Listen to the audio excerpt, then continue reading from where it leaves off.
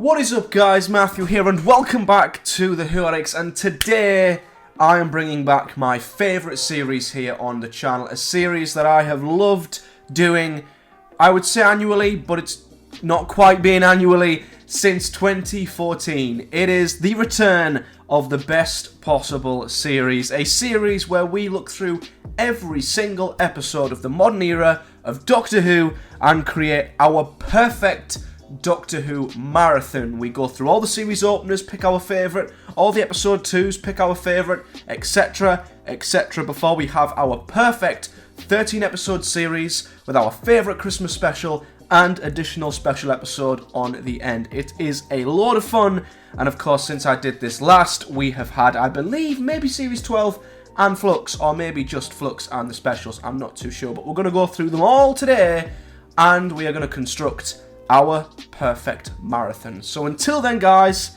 sit back and enjoy.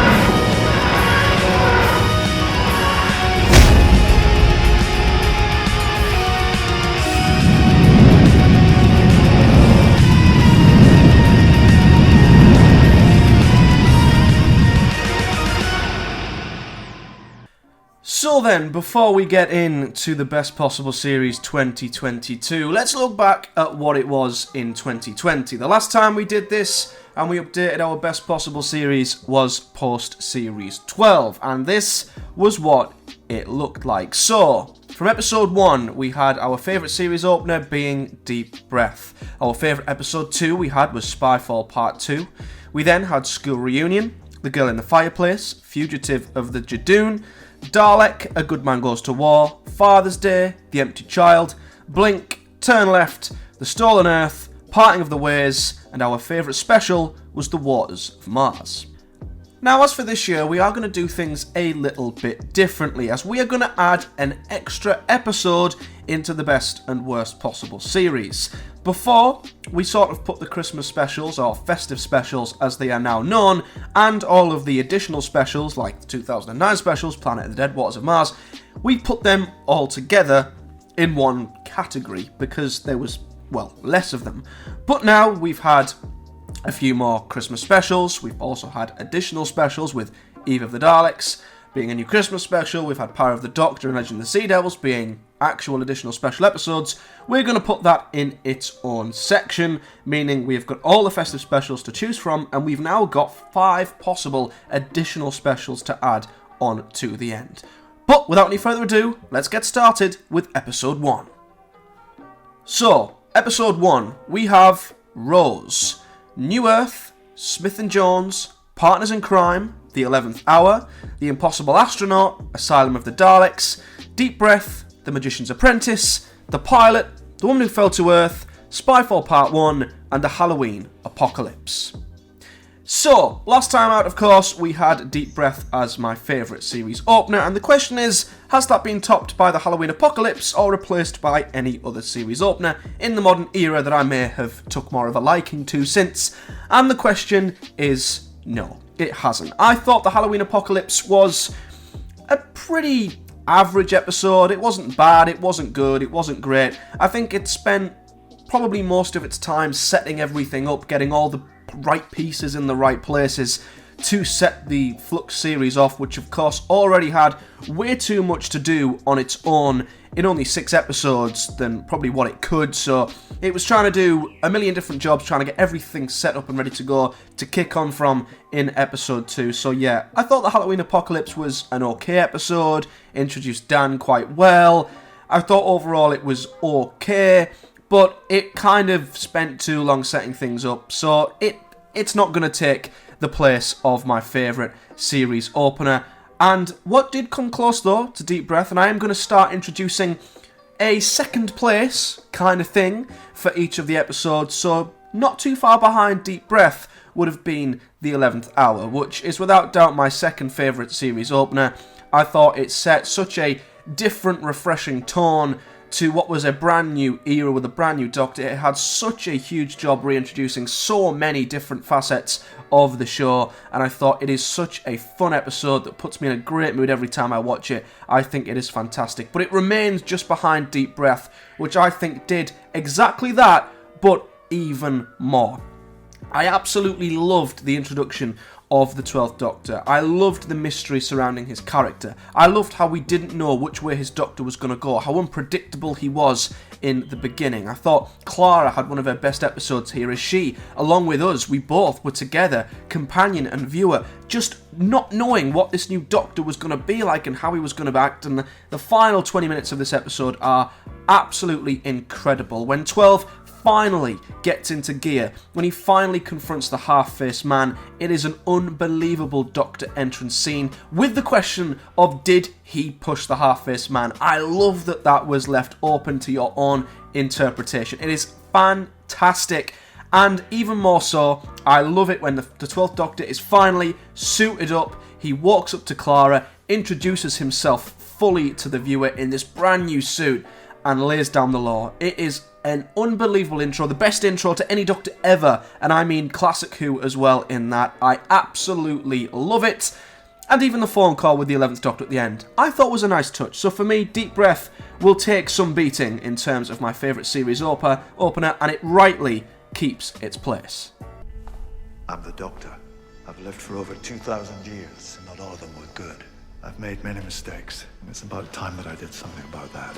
Episode 2, we have End of the World, Tooth and Claw, The Shakespeare Code, Fires of Pompeii, The Beast Below, Day of the Moon, Dinosaurs on a Spaceship, Into the Dalek, The Witch's Familiar, Smile, The Ghost Monument, Spyfall Part 2, and War of the Sontarans. Now, firstly, I've got to say, I thought War of the Sontarans was a fantastic episode in the series of Flux. I thought it was definitely one of the stronger ones.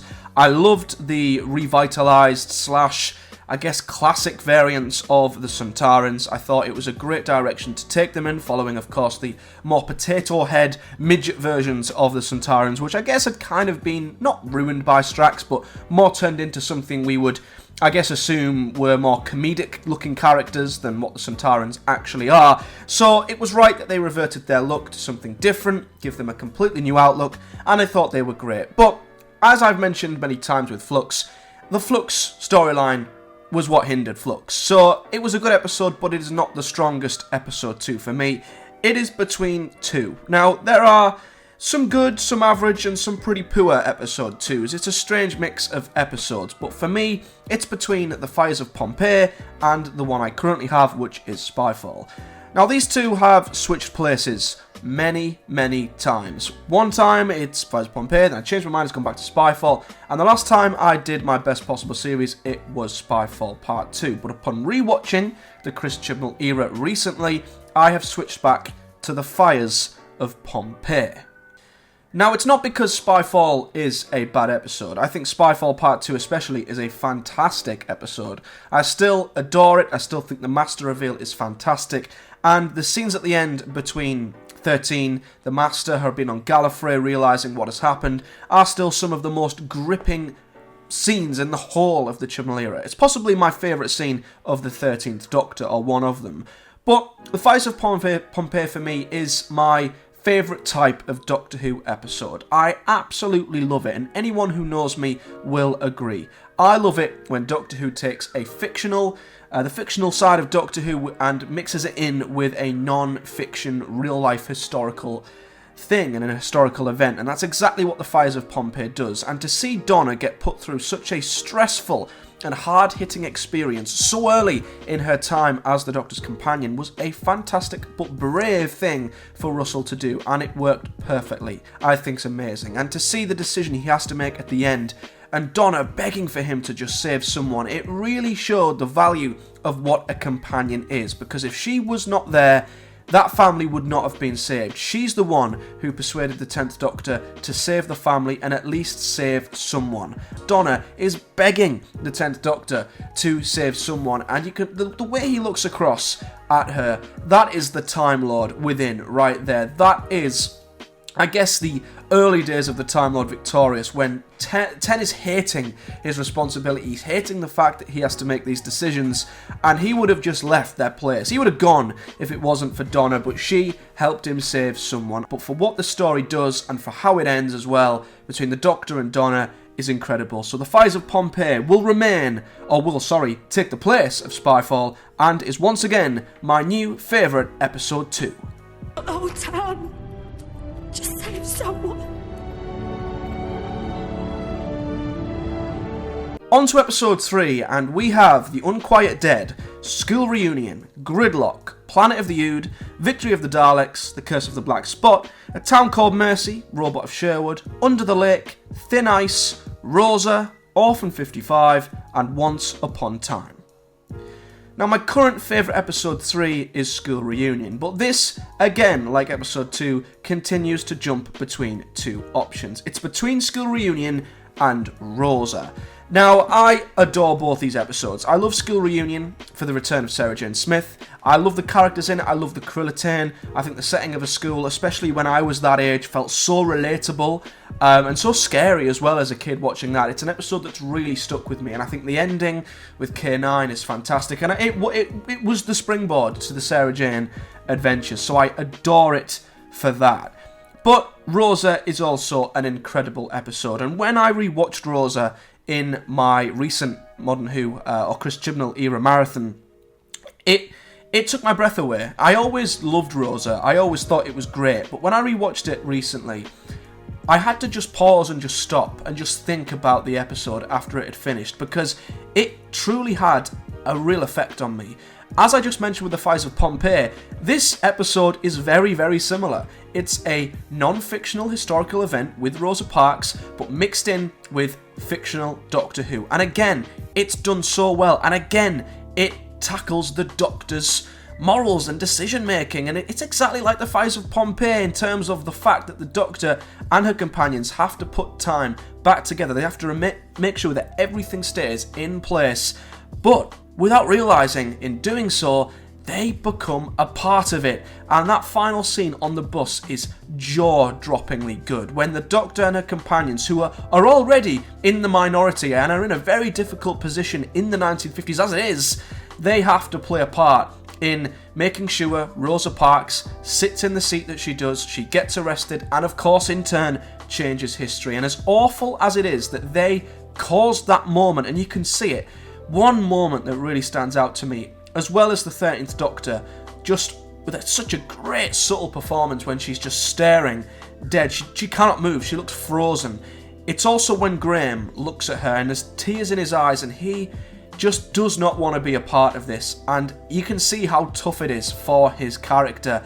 It's an unbelievable scene when Rosa gets arrested, and I also really like the music. Normally I'm not a fan of real, song-like lyric music being in Doctor Who, but it worked perfectly for this scene when Rosa is escorted out of the bus and she turns and gives a sort of reassuring nod to the Doctor to say thank you for what you've just done. It's so good. It is honestly amazing, and I thoroughly enjoyed it on rewatch. So it is going to take the place of School Reunion and will be my new favourite episode 3. Once Upon Time is getting nowhere near, because for me, it is one of the most unbearable episodes that I've ever watched and ever seen. I really hate that episode, so it's not even worth mentioning in the Best Possible Series. So Rosa, welcome back to the Best Possible Series. If you don't stay, I'm gonna have you arrested. Episode 4, and we have Aliens of London, The Girl in the Fireplace, Daleks in Manhattan, The Sontaran Experiment, Time of Angels, The Doctor's Wife, The Power of Three, Listen, Before the Flood, Knock Knock, Arachnids in the UK, Nikola Tesla's Night of Terror, and Village of the Angels. Now, I currently have The Girl in the Fireplace as my favourite episode 4, and this is a tough category of episodes because a lot of them are the start of a two-part story, and it's hard to judge a two-parter off of its opening act and its first part, because a lot of that is introducing the story, and the action and the payoff doesn't happen until the second part. So this is where it gets a bit awkward with Aliens of London, Daleks in Manhattan, The Centurion Experiment, Time of Angels, etc. But in terms of the two that I am going to sort of choose between, The Doctor's Wife is a close second, I think. I love that episode. I think it's a great episode in terms of how it tackles the Doctor's feelings towards the TARDIS. It's a tad overrated, I think. Some have it as one of the best ever. It's not, but it's good.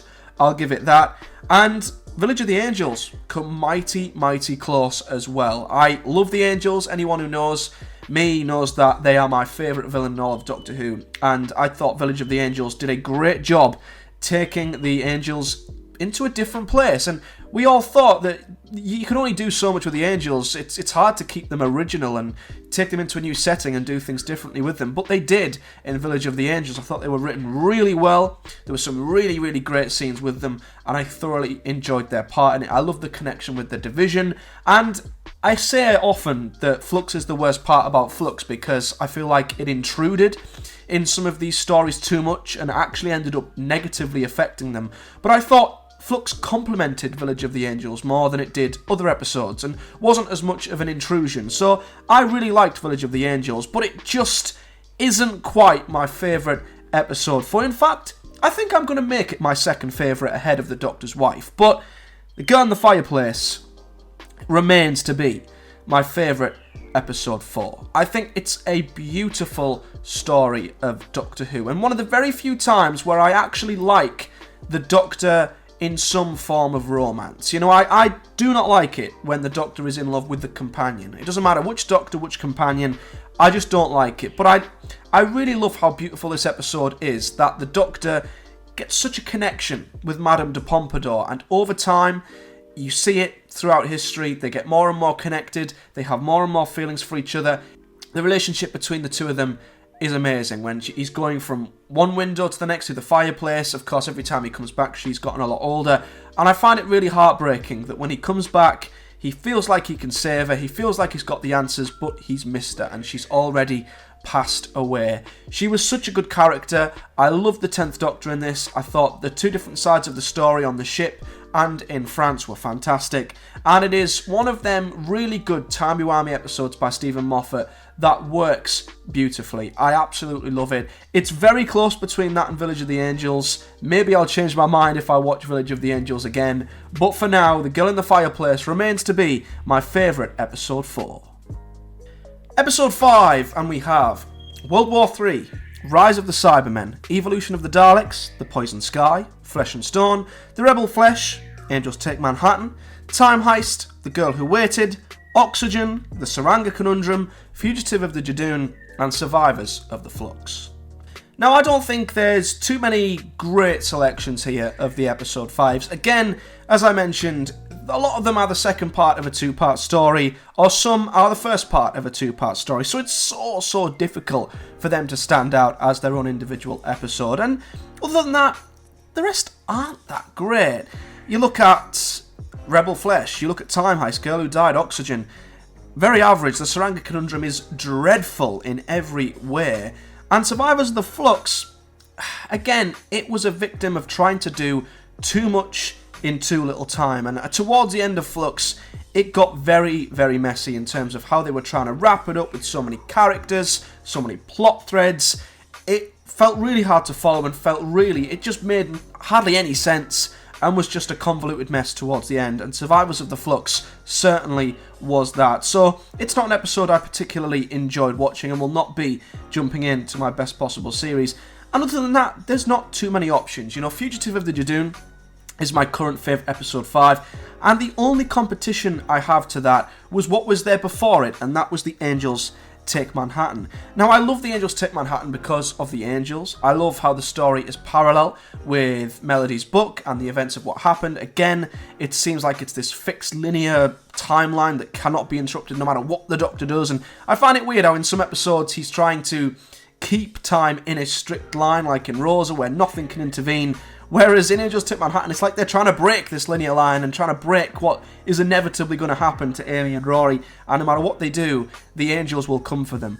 And although it is littered with plot holes, I do completely understand that. Some of them are completely unforgivable, by the way, with the Statue of Liberty being an angel. Makes no sense. The whole thing around the Doctor not being able to see Amy and Rory again, even though he could just go to New York in a different time period, or send them a letter and say, meet me, I don't know, in Florida, and they could do that instead. Plenty of plot holes. And of course, Rory going over to a gravestone randomly for no reason, even though he's literally a foot out from going into the TARDIS. It just all seems a little bit, I don't know, convenient. But I love it. I love it for its emotion. I love it for the inevitability of them trying to stop what's coming, and I think the end is truly heartbreaking. But Fugitive of the Judoon will remain my favourite episode 5. I think it's a really, really good episode, and yes, part of it may be due to nostalgia with the return of Jack, but that caught me completely by surprise, and it's rare nowadays that a return that big can be kept such a secret, and it was an unbelievable moment to see him come back, and the addition of the Fugitive Doctor was great as well. I'm not going to look ahead to the Timeless Child, or the fact that we didn't really get a conclusion to who her Doctor was, and that kind of irks me a little bit. I just loved her introduction, I loved the mystery surrounding her, and it introduced the Division, it introduced a brand new Doctor who I thought was fantastic, and I think the ending to the episode is one of the more memorable ones that we're going to have. And even though I don't think the payoff to it all was particularly great, I think the episode itself was one I really, really enjoyed. It was one of 13's best. I loved the Judoon. I think it's a good episode. It's not as strong as the episodes I've already included, because like I say, episode 5 is not the greatest in terms of selection, but Fugitive of the Judoon will remain to be my favourite episode 5. Let me take it from the top. Hello, I'm the Doctor. Episode 6, and we have Dalek, Age of Steel, The Lazarus Experiment, The Doctor's Daughter, The Vampires of Venice, The Almost People, The Bells of St. John, The Caretaker, The Woman Who Lived, Extremis, Demons of the Punjab, Praxeus, and The Vanquishers. Once again, not a good selection of episodes overall, I would say. I think there are a lot of okay episodes, like The Lazarus Experiment, Vampires of Venice, Bells of St. John, The Caretaker, literally all the way up. I think a couple of episodes I'd consider good. I think Demons of the Punjab was good. I think The Lazarus Experiment, actually, I would say was good. And The Age of Steel, I thought was a very good conclusion to a very good two-parter. But there's one standout episode for me, and I've said this from the start.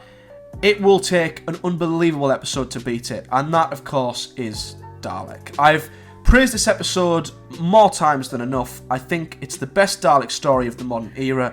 I adore how it made one single Dalek seem so powerful. It was the perfect introduction for this unbelievable, iconic villain to a brand new audience. I loved it. I think it's amazing, and the Ninth Doctor was simply breathtaking in this episode. No other episode comes close in my eyes. I think maybe The Doctor's Daughter is one of my more favourable episodes, one I really do enjoy, so that would probably become second to me in the episode 6s, but the selection's not great. As for The Vanquishers, again, like what I said with Survivors of the Flux, I thought it was all a bit of a mess towards the end, and yeah, it was just trying too hard to tie up too many loose ends, and was just a mess. That's all I can say about Flux towards the end. A convoluted mess that unfortunately, well, due to COVID, I don't know, whatever you want to call it, production, it needed to be a full 10 episode series at the very least for it to have the time to breathe and the time to have a proper payoff. And like Survivors of the Flux, The Vanquishers was just a rushed, convoluted mess. So, again, it's unfortunate that that's Flux, and that's how it ends, as that is the last we're going to have of Flux in the best possible series, with it only being 6 episodes long. But yeah, for me, it's an easy decision. Dalek is my favourite episode 6. On to episode 7, and as I say, the episodes from here on in, mostly until we get to the specials and the Christmas specials, are, well, they're not new episodes, because Flux was only 6 episodes long, so unless my liking for an episode has changed compared to before, we might not have too many changes from here on in, but we do have some. Let me reassure you, some of these episodes have changed compared to what they were before. Episode 7 then, we have The Long Game, The Idiot's Lantern, 42, Unicorn and the Wasp, Amy's Choice, A Good Man Goes to War, The Rings of Akaten, Kill the Moon, The Zygon Invasion, The Pyramid at the End of the World, Kablam, and Can You Hear Me? So, previously, I had A Good Man Goes to War as my favourite episode 7, and I think it has been since the beginning, and that has not changed. I still think A Good Man Goes to War is the best episode 7. It's an okay lineup of episodes. I think Amy's Choice is okay. The Zygon Invasion's not too bad. Kablam is quite decent as well. But you look at The Long Game, The Idiot's Lantern, 42. To be fair, Unicorn and the Wasp I quite like as well. But Kill the Moon, Pyramid at the End of the World, Can You Hear Me? Not the best. So, yeah, A Good Man Goes to War will remain my favourite. However, I would say if I'm going to have a close second, it would be The Rings of Akaten. And it's an episode that I think I'm one of the few in the whole world that actually really loves The Rings of Akaten. I don't know if people find it cringy or silly or boring or what, but it's a lovely little episode. I just love the wide variety of different monsters and creatures we get. I love this idea of this god that these people have to sing and worship. I think it delves into an alien culture, which I find really, really intriguing, and it's proper sci-fi, which Doctor Who doesn't do enough, I don't think. And the scene where 11 pours his memories and his hearts out to this beast, to this god, I think it's such a great scene, and it's one of 11's best, in my opinion. So, you know what? Shoot me. I love The Rings of Akaten, but it's not quite A Good Man Goes to War, which I loved. I loved it so much. It set up the second half of Series 6 so well. This is where Series 6 peaked for me, and I thought the final scene with 11 and River was amazing. It's one of them few episodes where I remember where I was, what I was doing, and exactly how I felt after I'd watched it that very first time. So I loved it so much, and it is still my favourite episode 7. Episode 8, and we have Father's Day, The Impossible Planet, Human Nature, Silence in the Library, The Hungry Earth, Let's Kill Hitler, Cold War, Mummy on the Orient Express, The Zygon Inversion, The Lie of the Land, The Witchfinders, and The Haunting of Villa Diodati. Now this is where it starts to get good, and the decision starts to become really, really difficult. This is full of fantastic episodes. Human Nature, Silence in the Library, two very strong opening parts to two of the best two-part stories in the whole of the modern series. I think the Zygon Inversion is a decent conclusion. I absolutely love the war speech in that episode as well. And listen, The Haunting of Villa Diodati is a great episode. I think this is between three. And the three episodes that I sort of always jump towards in this selection is Father's Day, Mummy on the Orient Express, and The Haunting of Villa Diodati. And I currently have Father's Day, and I think I've switched this a few times in the past, but I'm going to switch it again. And I'm going to go with Mummy on the Orient Express as my favourite episode 8. With Father's Day and Villa Diodati extremely close in behind in second. I think they're both great episodes. I love the simplicity of Father's Day. It's a relatable situation any of us could find ourselves in, and I think how they explored that with Nan and Rose was amazing. The Haunting of Villa Diodati is an unbelievably creepy episode, and I love a creepy episode of Doctor Who. It introduced Ashad perfectly well and set up a great finale up until the Timeless Child reveal. But for me, The Mummy on the Orient Express is just such a great episode. I love the idea of the mummy. It's such a unique concept. You know, you don't see it unless it's coming to kill you. And again, there's this aura of inevitability that you cannot escape it, which I really, really love. And I loved how it tackled 12 and Clara's relationship. I mean, I know at the time they sort of fell out a little bit abruptly and it seemed a little bit strange at the time. But looking back, I love the tension between them and how 12 feels like he has to sort of, I don't know, he has to regain his trust with Clara a little bit. He has to prove to Clara that he still can be a good man and he still is the Doctor. And I loved how he acted in this episode and that he had to put himself through a really tough decision. He almost sacrificed himself at the end. And when he sits down at the end and he looks at Clara and he says, sometimes the only choices you have are bad ones, but you still have to choose, is one of my favourite quotes in all of Doctor Who. It's always stood out to me, and I don't quite know why, but I love that episode for its villain, for its characters, for its setting. I think 12 and Clara are great. So yeah, it's maybe just how I feel at this moment. It will probably change again. But for me, Mummy on the Orient Express is my favourite episode 8. Sometimes the only choices you have are bad ones. But you still have to choose. Episode 9, and we have The Empty Child, The Satan Pit, Family of Blood, Forest of the Dead, Cold Blood, lots of blood, Night Terrors, Hide, Flatline, Sleep No More, Empress of Mars, It Takes You Away, and Ascension of the Cybermen. Episode 9's interesting because there are some really good episodes in this, but some absolute stinkers as well. Now, I love The Empty Child. That was what was currently in my best possible series.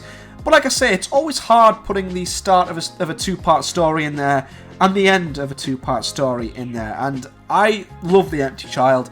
It's such a creepy episode. I love the gas mask child. It's one of the highlights of Series 1.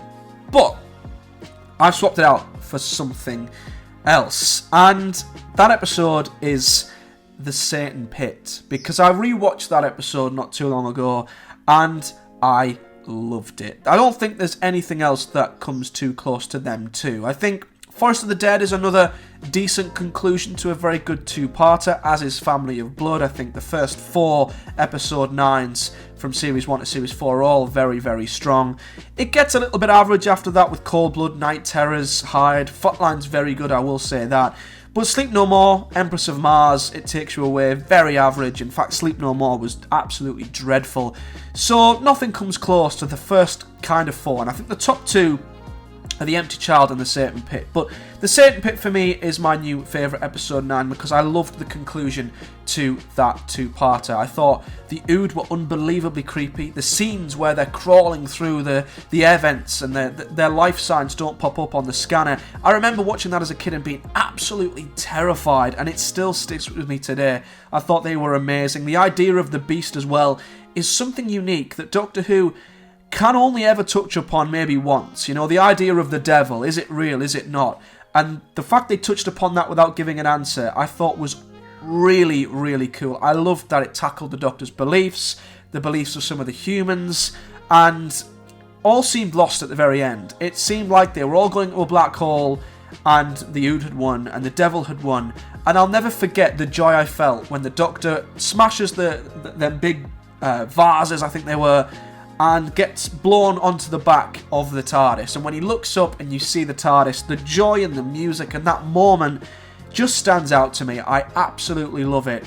And he saves them in the nick of time. It is such a creepy, action-packed, intense, but unbelievably upbeat end to one of the best two-parters in all of modern Doctor Who. I honestly love it. So for me, The Satan Pit is going to be my new favourite episode 9. Episode 10. Now, this possibly has the best lineup of all the episodes. Maybe episode 10 and 11, maybe, have the best lineup of episodes. But, wow, this is a really strong list. So we have The Doctor Dances, Love Monsters, Blink, Midnight, Vincent and the Doctor, The Girl Who Waited, Journey at the Centre of the TARDIS, and The Forest of the Shite, Face the Raven, he was right, Battle of Rice and Beans, and The Timeless Children. Okay, the first few are pretty good. Timeless Children is actually a good episode. I just don't like the reveal of the Timeless Child, but I love the Master in it. I also love the Cyber Time Lords. I think they're an amazing idea. The Battle of Rice and Beans is one of the worst finales in the whole of Modern Who. It's dreadful, and The Eaters of Light is as dull as it gets. I think the rest are all okay. I don't mind Love and Monsters as much as I used to really, really dislike it, but I think you've got to look at Blink, Midnight, and Vincent and the Doctor. And maybe Face the Raven, actually. I loved Face the Raven for what should have been Clara's demise, and I love how the 12th Doctor was and how he reacted at the end. I thought that was amazing. Vincent and the Doctor is one of the most emotional historical episodes ever, and like I said at the very start, they are my favourite type of episodes, and Vincent and the Doctor, along with Rosa, are probably two of the very best when it comes to that, as the scene in the art gallery is truly heart-wrenchingly beautiful. Like, I cannot explain how good that scene is. Blink's one of the scariest episodes of Doctor Who. It introduced my favourite villain. And then you have Midnight, which is so unique, so simple, but so damn effective. How the hell do I choose between these? Well, this is probably the most difficult decision on this list. And before this, I had Blink. And I think I've had Blink for a very long time, but I've chosen to change my mind.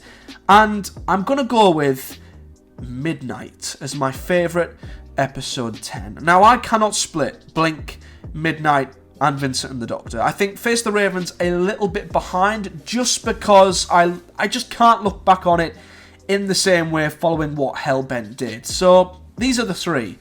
And it will change, I think, on a day-to-day basis. I love all three equally, but I just have grown to really appreciate Midnight for what it is. And it is simply a group of characters who you've never met and the Doctor in one closed space. You know nothing about them, and they've got nowhere to go, nowhere to explore. We don't even see the villain in this story. So you know that this episode has to be written well. The characters have to be written well, the direction of the villain has to be spot on, and it all works perfectly. To see this villain, or to not see it, take over the Doctor gradually. It starts off speaking before him, it then is ahead of him, it then takes over him, is so subtle and so amazing. I just love how simple and effective the idea of this villain is, that steals your voice, steals your personality. It's truly, truly creepy. But I love the characters in this. I love how they turn on the Doctor. Gradually you have some who are on his side, some who are against him, and there are times where you honestly think they are going to throw him out of that bus. It is an unbelievably simple yet effective episode, and I think because of how little it had in terms of resources, in terms of settings and places to go and things to see and a villain to see, and just normal characters, normal humans, and the Doctor, for it to be as good as it was, it has to be one of the best written episodes in the modern era, and maybe ever.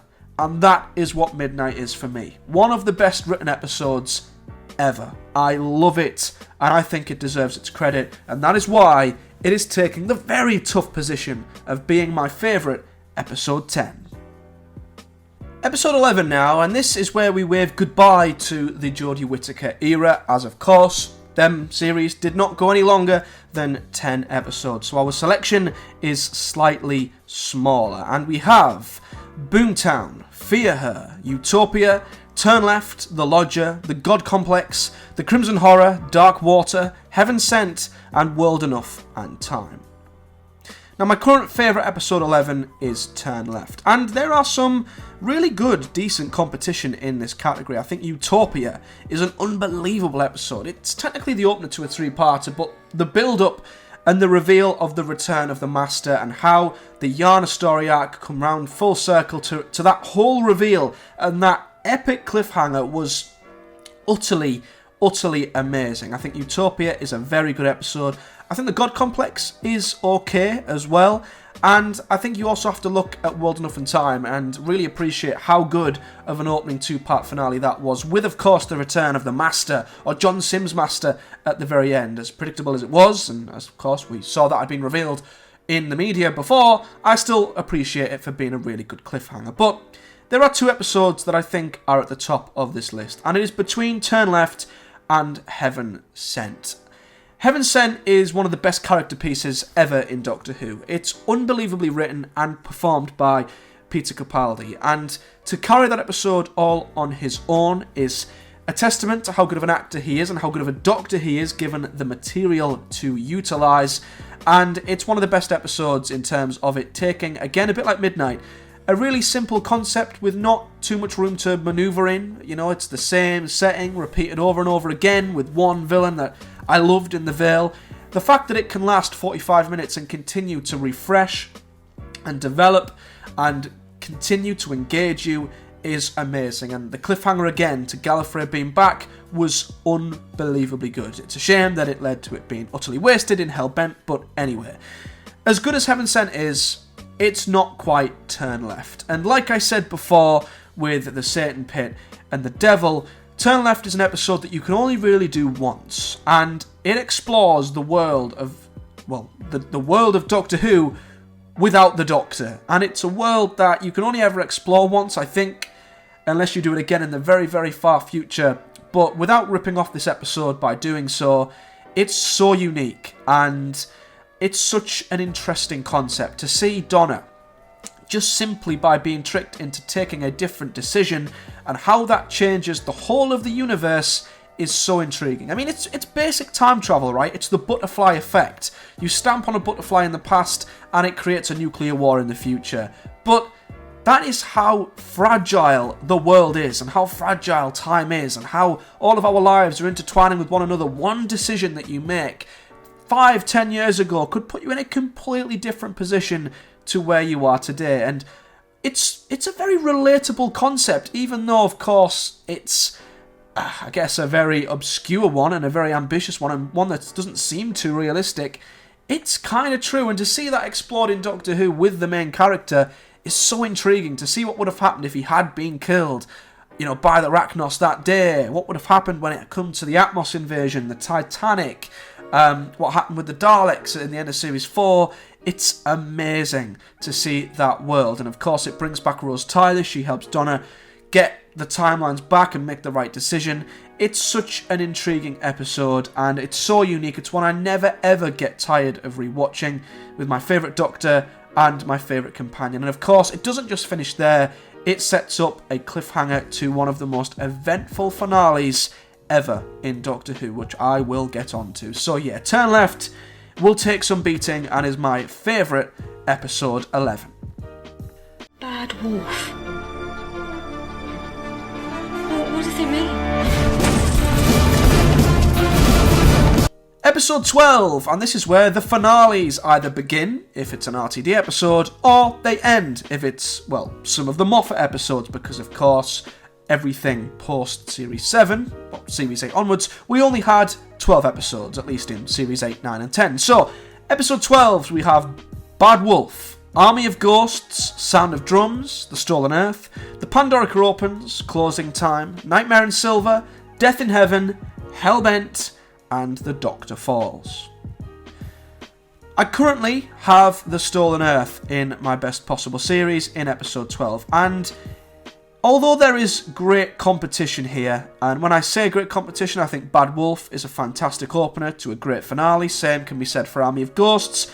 The Sound of Drums is okay, I guess, and The Pandorica Opens isn't bad either. It's not going to get touched, and for me, The Stolen Earth is still the best episode 12. Now, The Doctor Falls would be a close second, I think, because I think it's a great climax to Series 10.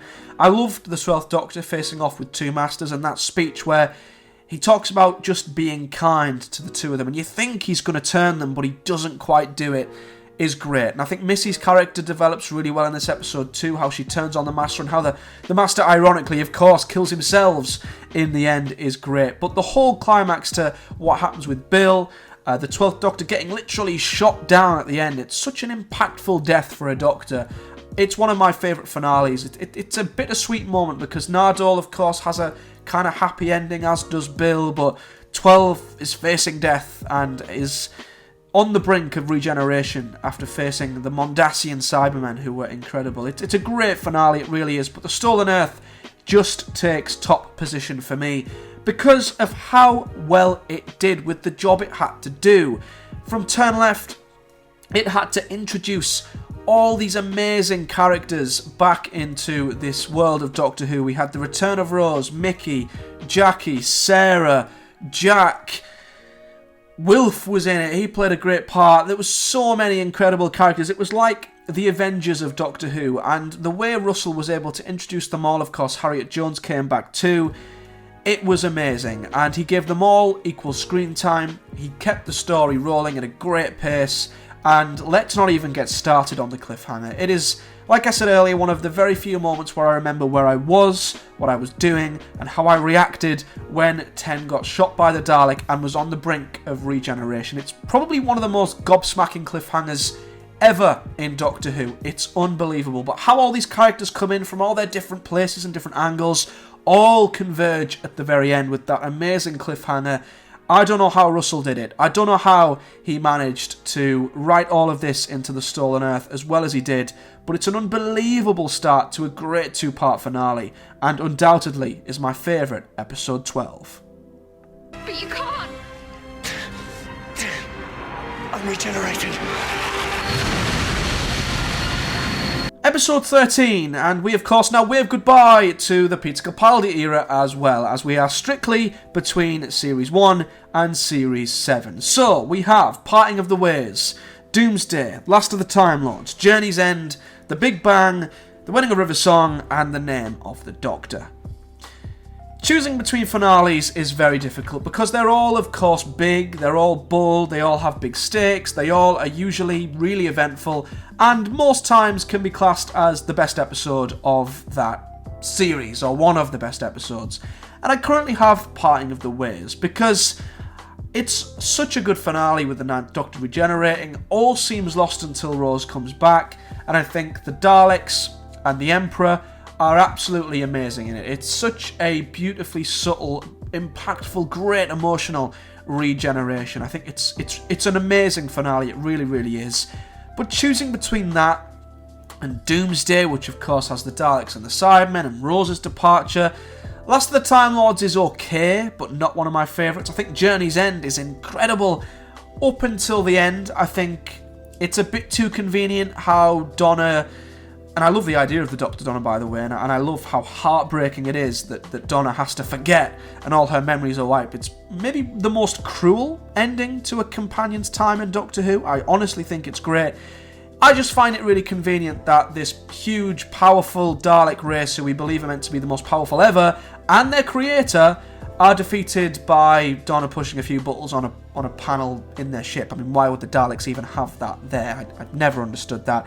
The Big Bang I've always found a bit of a tough watch and a bit too timey-wimey for its own good, and The Wedding of River Song is that times 10. It's pretty woeful. So, Parting of the Ways, Doomsday, and Name of the Doctor are my top three. But for me, and I don't know why, I always have a soft spot for this, but I'm going to put The Name of the Doctor back in as my favourite episode 13.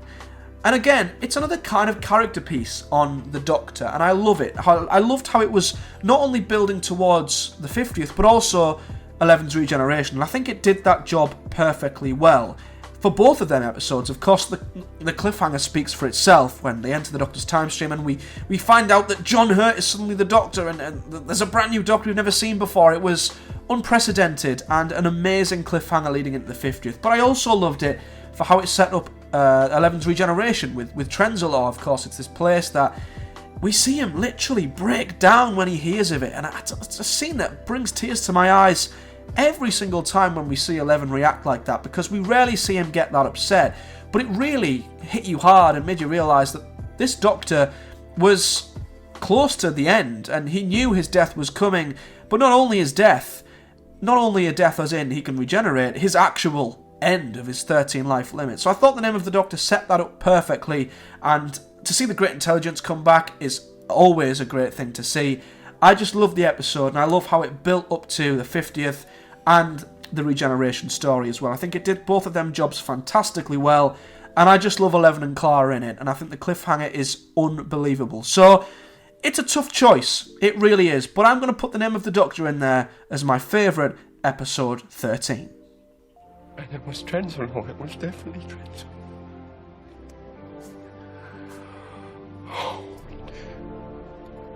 And now we split up festive specials and other specials, as now we pick our favourite Christmas special. And there are a lot, so sit back, because these are all the festive specials in modern Doctor Who. We have A Christmas Invasion, The Runaway Bride, Voyage of the Damned, The Next Doctor, The End of Time, A Christmas Carol, The Doctor, The Widow and the Wardrobe, The Snowmen, The Time of the Doctor, Last Christmas, The Husbands of River Song, The Return of Dr. Mysterio, Twice Upon a Time, Resolution, Revolution of the Daleks, and Eve of the Daleks. That's right, 16 festive specials. How the hell are we going to choose between these? Now, I'm not going to go through them all. I'd be here all day. I personally have been a fan of all the RTD Christmas specials. I feel like there's a divide there between the RTD specials and the Moffat specials. You either love one and hate the other, or love one, you more often than not prefer that group more than the other group. You prefer the RTD ones over the Moffat ones, or the Moffat ones over the RTD ones. And I don't know, they seemed a bit too silly, a bit too light-hearted for me. I liked RTD's more grounded, modern-day versions, where Christmas played a part, but it wasn't too heavy. When you look at the Christmas Carol, the Doctor Good on the Wardrobe, the Snowmen, even Last Christmas, they're very Christmas heavy, and a bit too Christmas heavy for me. I like how A Christmas Invasion, Runaway Bride, etc., it takes part around Christmas, but it's like a normal Doctor Who adventure with a bit of Christmas thrown in. I think the balance is a lot better. Of course, you have some big stories in here too. You have the End of Time, Time of the Doctor, Twice Upon a Time. So you have 3 regeneration stories in here, all 3 of which I think are good. I think The End of Time is good. I think it's a very good episode. I also really like Time of the Doctor, despite I think it doing too much and trying to do too much in the end with all the villains that it had and stuff like that. And Twice Upon a Time, barring the characterisation of the first Doctor, has probably the best regeneration in modern Who for me, in terms of that final 15-20 minutes with the Christmas armistice. It honestly leaves me in floods of tears every time I watch it. The Chibnall specials are also very, very good. Resolution, probably the second best Dalek story to Dalek in the modern era. Revolution's also pretty good, as is Eve of the Daleks. This is a tough decision, as you can tell. And beforehand, I didn't have Voyage of the Damned because I didn't have the Christmas special separately in 2020, but I did used to have Voyage of the Damned as my favourite Christmas special. And I'm going to have it there again. There's just something about Voyage of the Damned that I love. I love the whole Titanic thing. I love Astrid as a character. The side characters that we meet along the way are also great, and it's... you've got a good group of characters when you feel really sad every time one of them dies. And I love how they get chopped off one by one in various heartbreaking different ways. It just has the perfect balance between Christmas and Doctor Who for me. I just love it, and the end is great as well. Wilf obviously is introduced into this episode as well, and the ending with Mr. Copper is a fantastic end too. I love the Alonzi Alonso bit, the Doctor's speech about being a Time Lord. Just the setting of it makes me feel warm and cosy. I don't know what it is about Voyage of the Damned, but it's such an upbeat but yet heartbreaking episode of Doctor Who with a Christmas theme thrown in. I really love it. But an episode that come close was Resolution. Again, it's a festive special, not Christmas but New Year, and New Year's thrown in subtly, but not too much. Not like when Moffat used to throw them themes in. It was just in enough, and like I said, for a Dalek story, it was probably one of the best that we've had in the whole of the modern era. It stripped the Dalek back to being just a mutant, which is what a Dalek is. We often forget that the Dalek's not the case. It's not the eye stalk, it's not the gun, it's the squid beneath. And it really explored the Daleks brilliantly. I really, really loved Resolution, and I don't have a bad word to say against any of the Chris Chibnall specials, to be honest with you. They all have a shot. But Voyage of the Damned is still my favourite, and it will go in as my favourite festive special in my best possible series. You got a problem with that? No. In that case, Alonzi?